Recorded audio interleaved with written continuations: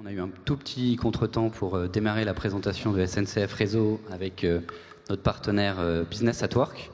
L'objectif de cette présentation va être de parler des enjeux de SNCF Réseau et la façon dont ils ont résolu ces enjeux avec Anaplan.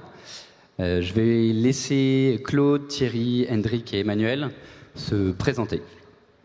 Donc, bonjour à tous, donc Claude Delancey, direction financière SNCF Réseau, plus particulièrement sur la division en relation avec la communication, on va dire, la communication financière avec nos tutelles. Je suis également la maîtrise d'ouvrage métier sur ce projet. Bonjour, Thierry Borel, SNCF Réseau. Alors moi je suis plutôt un gars de l'IT. Alors, dans le langage SNCF, on dit la DSI. Et je suis directeur des projets DSI, contrôle de gestion, budget et pilotage de la perf. Et on va vous présenter une réussite Anaplan. Et j'avoue, dans le contexte actuel, on aime bien aussi parler des réussites SNCF parce que l'actualité n'est pas toujours gorgée de réussite. Donc on va essayer de vous transmettre la réussite qui a été ce projet. Bonjour, Hendrik Marty. Donc, je suis chez BW depuis maintenant quelques années, depuis 2011, et j'ai en charge le développement de la practice Anaplan chez BW. Bonjour à tous, je suis Emmanuel Lepeu, je suis directeur chez Business at Work, en charge des offres de pilotage de la performance. Je suis particulièrement heureux et fier d'être ici aujourd'hui pour accompagner ce témoignage client.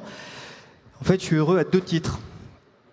La première raison, c'est que nous avons mené ce projet en mode agile chez SNCF Réseau, ce qui n'est pas encore si courant, particulièrement à la direction financière, en étant capable de tenir à la fois les délais courts au regard de l'ambition que nous avions, puisque nous avons mené ce projet en moins de 4 mois, dans un budget serré de à peine plus d'une centaine de jours.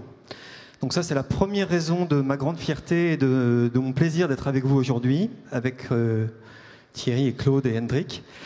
Et la deuxième raison, c'est que, et là je déflore un tout petit peu la présentation et on va vous expliquer comment on a fait tout ça, mais je ne résiste pas au plaisir aussi de partager avec vous le fait qu'on a contribué à simplifier ou plutôt accélérer un processus dans des proportions très importantes, puisque le pilotage des coûts de SNCF Réseau, des coûts de la maintenance du réseau ferroviaire français, c'est quelque chose qui prenait jusqu'à avant Anaplan, qui prenait plusieurs mois dans un processus long et douloureux et qui, à présent, se fait en quelques semaines. Donc je vais laisser Claude et Thierry nous raconter l'histoire de ce projet et nous expliquer comment nous avons réussi ensemble dans un mode collaboratif, ce qui est d'ailleurs une des grandes raisons pour lesquelles nous avons réussi à faire ça dans un temps record. Comment nous avons réussi ce projet. Donc Claude, Thierry, à vous. Bon, alors je vais vous faire d'abord une petite présentation rapide de ce qu'est SNCF Réseau. Alors SNCF Réseau est un groupe, un EPIC qui est né le 1er juillet 2015, donc assez récent. Et il est né de la fusion de ex-SNCF Infrastructure avec ex-SNCF Circulation, mais surtout avec l'ex-RFF, Réseau Ferré de France, qui était propriétaire des installations ferroviaires sur toute la France. Aujourd'hui, SNCF Réseau, c'est environ 50 000 agents, à peu près, 40 000 agents qui viennent du métier infrastructure, 10 à 15 000 agents qui viennent du métier circulation et 1 500 à 2 000 agents qui viennent de ex-RFF. SNCF Réseau, donc, c'est tout ce qui est la maintenance et la maintenance, entretien, la régénération du réseau français. Aujourd'hui, le réseau français, c'est 49 000 km de voies qu'il faut entretenir ou qu'il faut régénérer. C'est 15 000 trains par jour qui circulent sur ces 49 000 km de voies. Et la régénération, les coûts d'entretien du réseau se montent en gros à 2,6-2,7 milliards d'euros par an sur la partie pur entretien, et sur la partie régénération et également création de nouvelles voies lorsqu'il y en a eu. C'est un budget de projet d'environ entre 7 et 7,5 milliards d'euros par an. Les SNCF Réseau, c'était aussi, pardon, voilà. Et pour faire ces opérations de maintenance, c'est environ 1600 à 1700 chantiers par an qui sont disséminés sur l'ensemble du territoire français. Alors, bon, je vous ai parlé de la naissance de SNCF Réseau le 1er juillet 2015, suite à la réforme ferroviaire, la première réforme ferroviaire de 2014, qui a regroupé notamment SNCF Réseau, RFF et le SNCF Circulation. Lorsqu'il y a eu cette réforme, le problème a été que notre modèle de gestion, nos modèles de coûts étaient entièrement à reconstruire parce que autrefois SNCF Infrastructure avait un client et vendait ses prestations, était prestataire pour un client qui s'appelait RFF.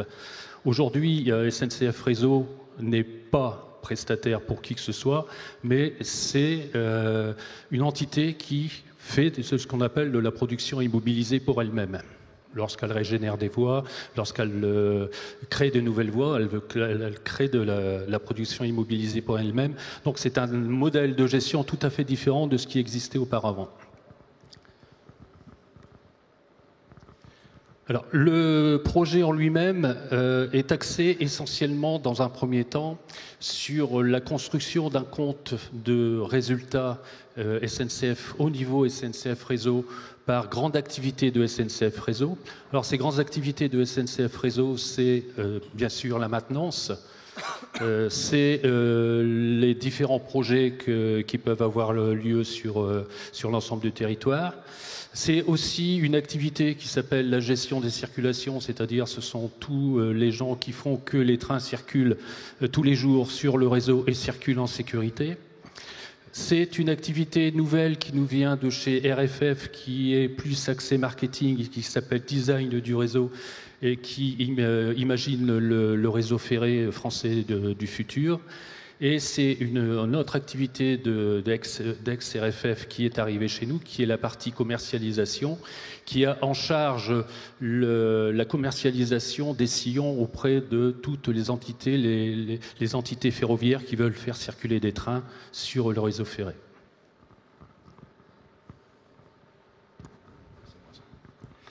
Là, je vais vous faire un petit retour sur le fonctionnement d'un projet, parce que on essaye d'apprendre de nos erreurs et de nos réussites. Et celui-là ayant été une petite réussite, on s'est dit, mais pourquoi ça a marché ?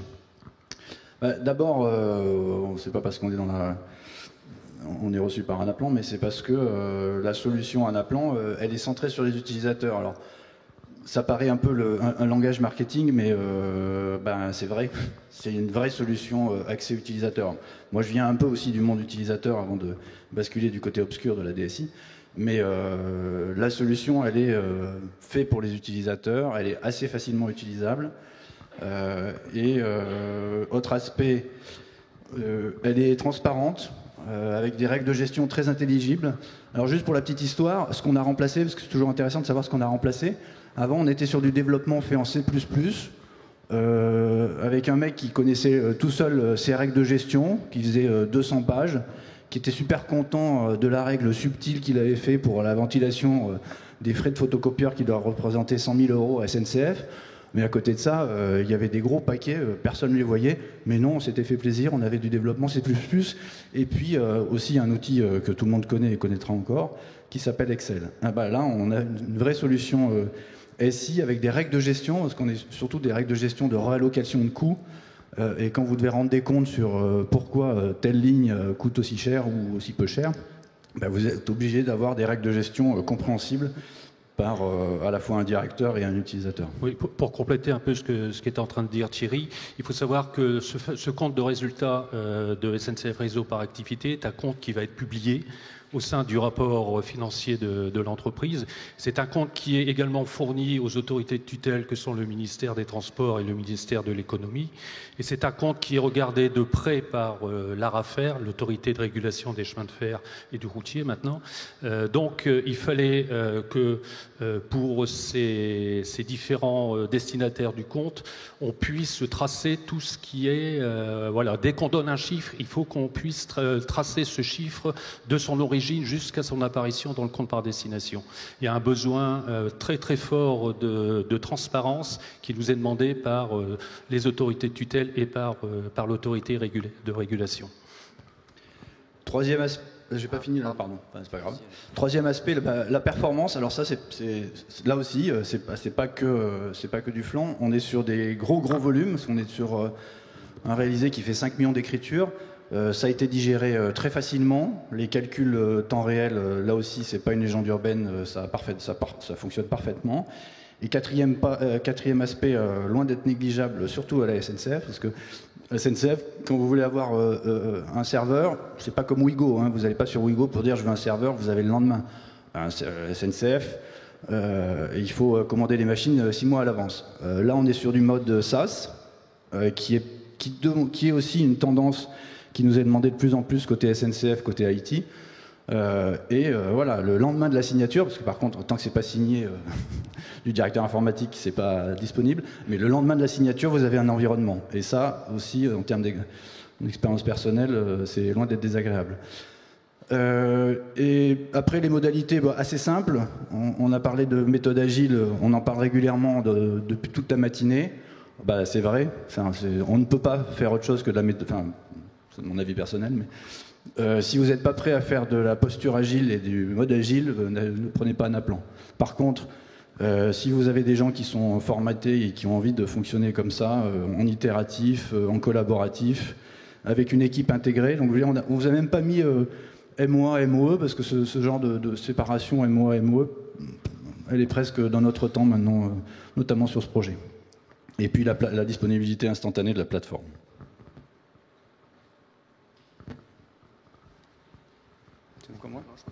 C'est encore moi.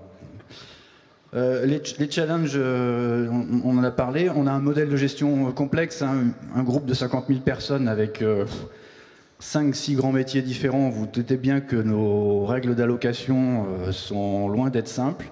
Et elles changent parce c'est une des particularités, on a une réforme qui arrive quasiment... voilà, on vient juste de digérer celle de 2015, qu'on est déjà en train de on en a une nouvelle... où les EPIC vont être remis en question, on va intégrer un certain nombre d'autres filiales. Ça bouge tout le temps. Donc si vous n'avez pas un outil capable de plus des réorganisations internes, parce qu'évidemment on change de président assez régulièrement, donc il y a souvent des réorganisations, mais tout ça ne nous inquiète jamais. Enfin, en tout cas, chaque fois qu'on a fait une étude d'impact sur l'organisation, le souci ne vient pas d'un appelant. Volumétrie de données, je vous l'ai donné, je vous en ai déjà parlé. Le résultat, ce qui a embarqué le truc, c'est carrément, on a fait un POC, parce que cet outil était un peu extraterrestre, on va dire, dans le monde SNCF. En 5 jours, on a montré ce qu'on avait été capable de faire. Ça a emporté l'adhésion des gens qui étaient un petit peu réticents et qui se demandaient c'est quoi donc ce truc qui débarque dans le paysage. Donc le POC a été un vrai... ça a été le début de l'aventure pour moi d'ailleurs. Une application user-friendly, même si elle est... voilà, Claude pourra en parler mieux que moi, mais on est sur une application, quand on ouvre et qu'on commence à se balader dedans, on n'est pas perdu, elle est assez agréable. Sur ce que j'ai vu ce matin, elle sera encore plus agréable, parce que la partie expérience utilisateur, dashboard, qui était un tout petit peu à la traîne, semble être un petit peu corrigée, donc ça nous va bien. Et puis on a une meilleure traçabilité et partage des données, parce qu'on a une vraie logique de data management qui est en train de se mener comme à peu près tous les groupes, et ce type d'outil est quand même très facile pour comprendre dans nos millions d'écritures quelles sont celles qui sont un petit peu à corriger, on va dire. Et puis Emmanuel vous l'a dit en entrée, on a aussi gagné surtout en termes de processus, parce qu'on a inversé le 80-20.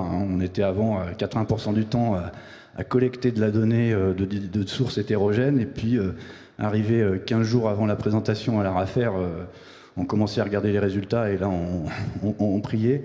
Là maintenant, le chargement des données est très automatisé, les référentiels aussi, donc on peut un peu se concentrer sur la vraie nature de la direction financière, c'est analyser les chiffres.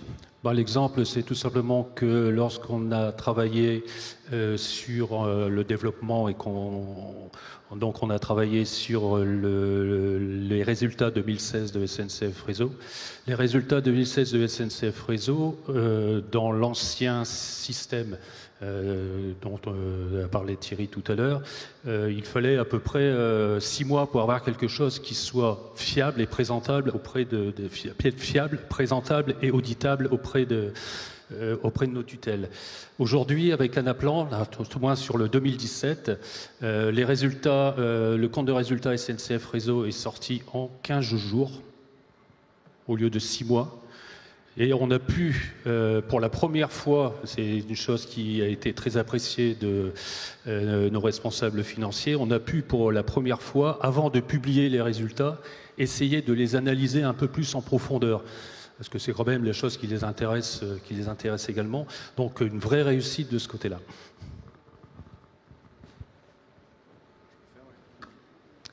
Bien, donc maintenant passons aux ingrédients de la réussite. Donc pour aller un tout petit peu plus loin par rapport à ce qui a été dit avant, c'est vrai qu'en fait, ce projet, il y avait quand même pas mal de complexité à gérer. Une complexité à gérer au niveau de la volumétrie de données. On le disait, je me répète, on a 8 millions de données transactionnelles par an à gérer avec des référentiels qui sont les référentiels d'une grande entreprise. On a également un vrai besoin de coller au plus près du modèle de gestion de la SNCF, de SNCF Réseau. Et pour ça, Anaplan a complètement coché les cases puisque c'est une plateforme qui est complètement flexible et qui permet de coller au plus près des besoins métiers. Et donc en ça, pour nous, les 3 ingrédients de la réussite, ce sont évidemment la plateforme Anaplan pour sa flexibilité, pour sa souplesse, mais également aussi parce que c'est une plateforme qui est vraiment propice à la démarche agile. Tout à l'heure, Thierry le disait, le projet a été l'occasion aussi de fonctionner en cycle court, de permettre de donner de la transparence tout au long du projet, et il nous a également permis de pouvoir s'adapter, donc s'adapter au cours des sprints. Et d'ailleurs, c'était assez amusant finalement au cours du projet. On a même vu des règles de gestion évoluer et même s'affiner parce qu'on avait mis en place un moteur d'allocation qui permettait en fait d'aller encore plus loin par rapport à ce que les anciens outils permettaient de faire. Donc ça, voilà, c'est vraiment quelque chose qui est différenciant. Et enfin, donc, on a parlé de démarche agile, on a une plateforme qui est moderne, qui est vraiment au niveau. Et le 3e point, c'est plutôt l'équipe, c'est-à-dire qu'on a vraiment fonctionné de manière intégrée. On n'était pas dans nos silos avec le métier d'un côté, la DSI de l'autre. On a vraiment fonctionné en tant qu'équipe. Et donc avec un partenaire ici Business at Work où on a su transposer des besoins très spécifiques dans une plateforme. C'est mieux quand c'est le client qui le dit, parce qu'en fait je suis en train de me dire ils doivent se dire et ils se font plaisir, mais non, moi je vous le confirme, j'ai pas d'action chez BAW, hein, j'ai même pas des actions à la SNCF, on n'en a pas, mais non, la réussite d'un projet sur ce type d'outil, elle est aussi, surtout, le choix d'un bon partenaire. Un partenaire qui comprend un peu votre métier et qui fait le mouton à 6 pattes, hein, parce que c'est un peu compliqué. Il faut comprendre la SNCF, sa logique.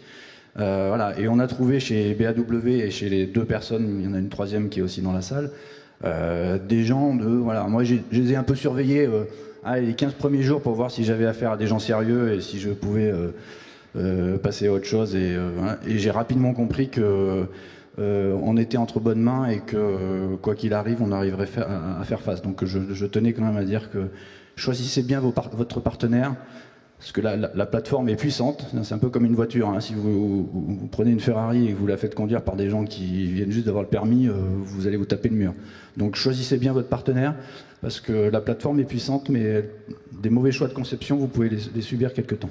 Je voudrais en profiter pour te renvoyer le compliment. Enfin, vous renvoyer le compliment. Je pense qu'il y a une autre chose qui est extrêmement importante, c'est la capacité à décider. C'est que la contrepartie de cette démarche agile, c'est qu'il faut que tout le monde soit agile. C'est pas juste un prestataire qui est agile pour un client qui ne l'est pas. C'est une équipe qui fonctionne en agile et un client qui joue le jeu, qui est disponible et qui est capable de prendre les bonnes décisions au bon moment pour qu'on avance. Sinon, ça ne peut pas fonctionner. On arrive à la fin du temps imparti. Ce qui serait bien, c'est qu'on puisse avoir 5-10 minutes de questions-réponses. Donc je vais passer dans les rangs. Si vous avez des questions, n'hésitez pas. Tu peux mettre pendant que tu fais le tour, il y a des copies d'écran parce que moi chaque fois que je suis venu sur c'est mon deuxième, j'aime bien les copies d'écran en fait. Ah merde. Oula. Pardon.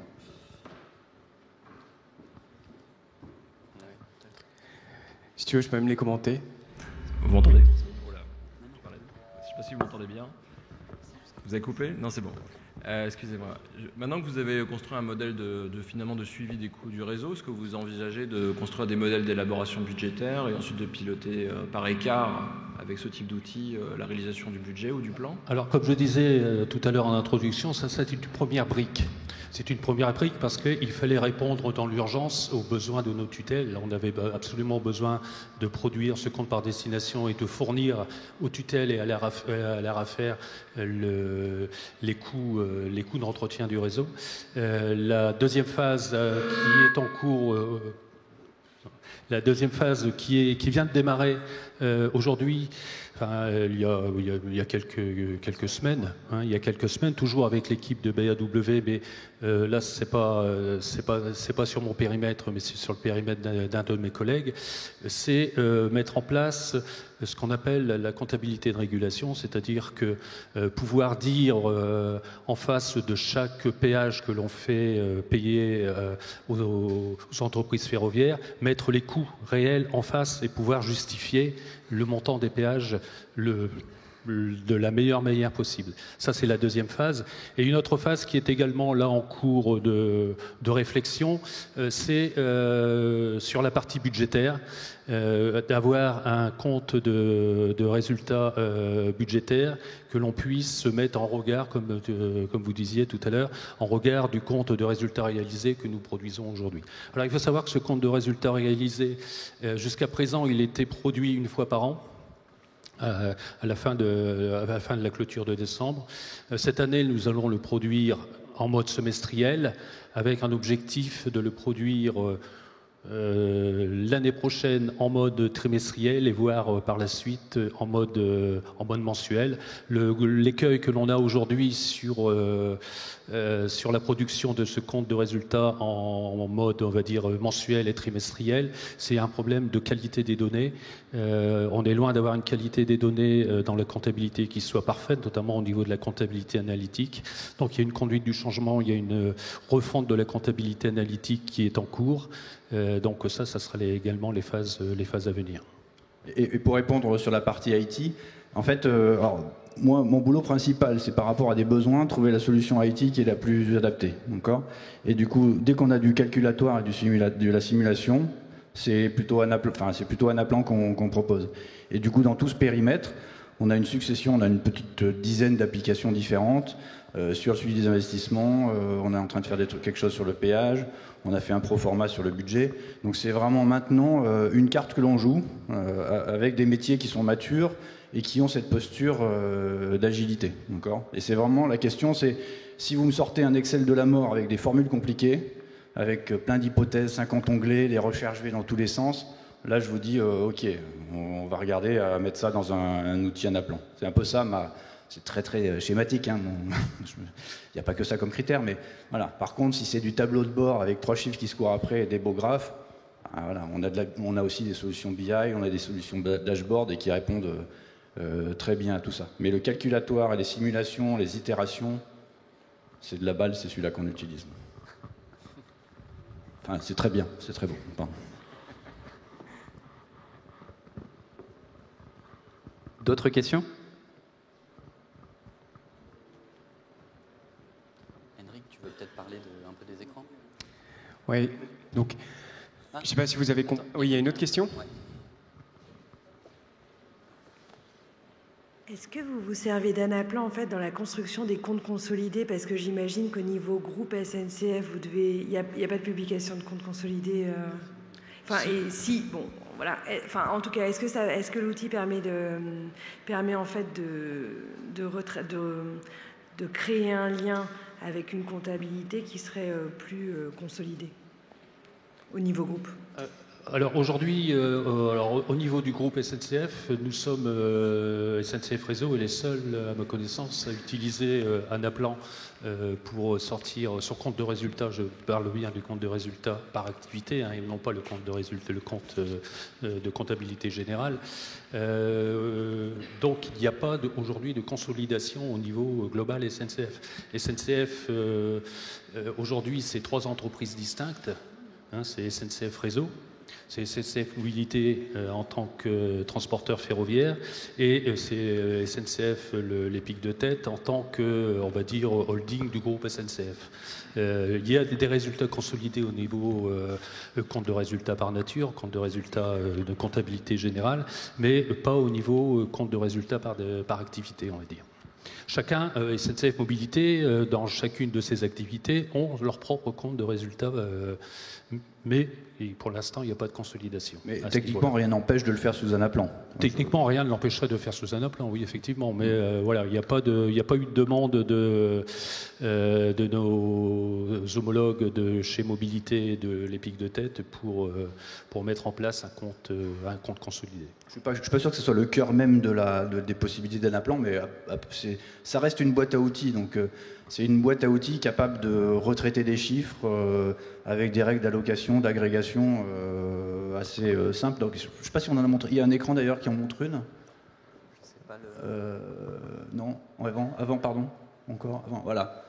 Hop, non, celle qui était juste avant. Voilà.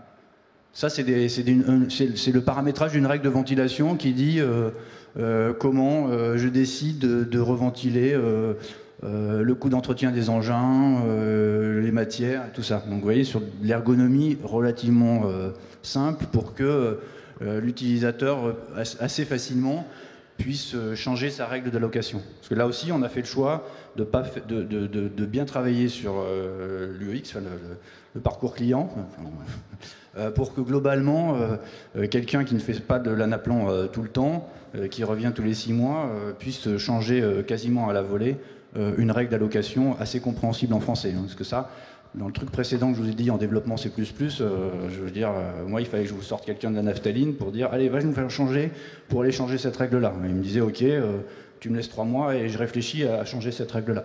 Là on est vraiment... là vous avez plus besoin, ils n'ont plus besoin de l'IT presque.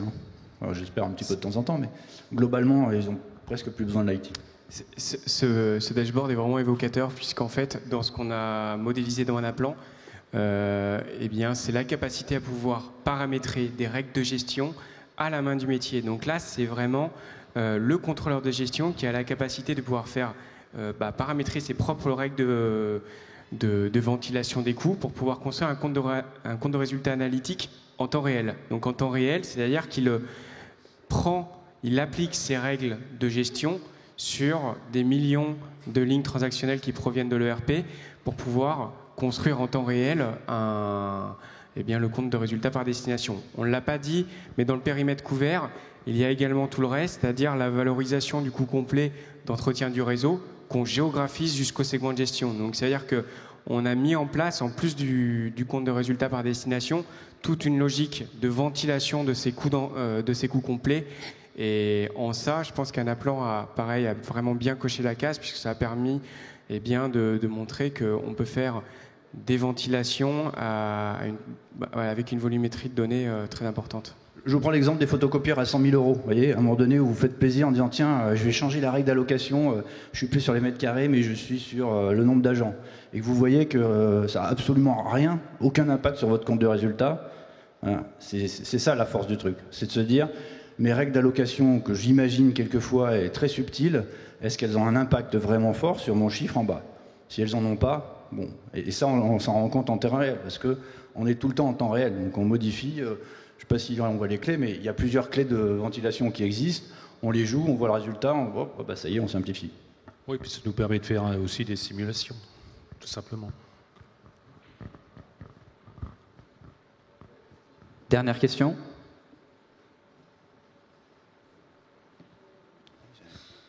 J'avais pas compris que le micro c'était un cube en fait. Je me demandais ce que c'était. C'était une tirelire, mais non, c'est un micro, d'accord. Du coup, j'avais une question sur combien d'utilisateurs vous avez aujourd'hui. Alors aujourd'hui, le nombre d'utilisateurs. Excusez-moi. Et la deuxième, c'est quelle est la taille du workspace, parce que vous parlez de 8 millions de données, mais quelle est la taille Alors, du workspace le nombre d'utilisateurs sur cette application, attention, accrochez-vous, 15 utilisateurs. Non, mais on est vraiment sur de la vision direction financière. Donc on est sur une population assez limitée. Oui, c'est très restreint comme population. Ouais. Tout compris sur l'ensemble des applications à un appelant, je crois qu'on est entre 200 ou 300 utilisateurs. Encore. Donc on est voilà, on est sur des marchés de niche, si vous me permettez l'expression, avec des utilisateurs plutôt un peu branchés chiffres. Et dedans, on a les 80-20 habituels, c'est-à-dire qu'on a 80% des gens qui trouvent ça waouh, génial.